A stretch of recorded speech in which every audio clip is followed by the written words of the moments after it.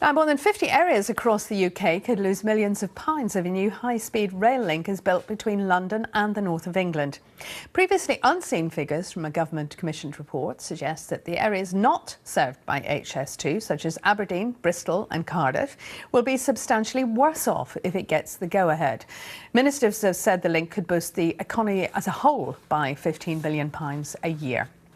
Joining me now in the studio is Richard Houghton from the Action Alliance, which is an organisation against the HS2 proposal. Richard, thanks for coming in. What do you make, first of all, of this report? Well, sadly, it's not the first time that a freedom of information request was needed to get the truth out about HS2, but the government's own report shows that London will be by far the biggest winner out of HS2 to the tune of £2.8 billion a year. KA and PG have issued a statement, right? I'm going to read you a little bit about it. It says that the Economic Impacts Report includes maps on page 54, which clearly show the economic benefits for some UK regions and the negative impacts it might have on others, and how these may vary under the high and low scenarios which they ran. So say it is in there.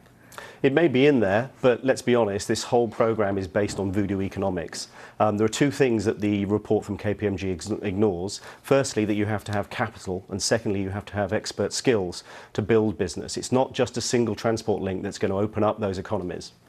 They say that any potential productivity gains would outweigh the potential losses. I'm just quoting again from this statement. Do you not agree with them then? I don't, and if I was sitting in one of the 50 places around the country that's going to lose out to the tune of hundreds of billions of pounds a year, I'd certainly be asking very clear questions and very difficult questions about why we're spending £50 billion on a single train line when it's going to suck so much out of my local economy. OK, what would be the answer then that maybe would give the whole country some help? I think the sensible view is not to limit yourself to a single line, to look at the capacity issues on suburban commuter routes that need fixing, and then to have a real regional economic growth strategy that will allow us to strengthen intra-regional transport, but also to put investment into the areas that need it to grow local jobs, rather than connecting the regions to London, which as an economy is 9 times bigger and is going to suck the money out of the system. Tell me about your organisation.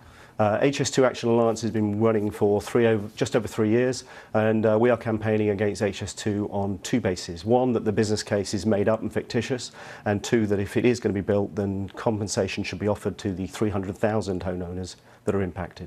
What sort of response do you get from, particularly I suppose, your members who are against this when you hear stories like this today? I think there's 2 things. There's absolute outrage that the government is ignoring everything from the National Audit Office, the Public Accounts Committee, the Treasury Select Committee have all said this is a programme that needs to be looked at, it's flawed, the thinking's not robust. So they're stunned that the government would go ahead with a £50 billion investment that's based on, frankly, hot air. And just very briefly, final thought, if it wasn't so expensive, if it could go in as part of the infrastructure anyway, would you still be against it? We're against ultra-high-speed rail, but we're not against infrastructure investment per se. But we, as I said earlier, we really want to fix those suburban commuter routes, some of which are running at under 130% capacity already, and HS2 just simply isn't going to help them. OK, Richard Houghton, thank you very much.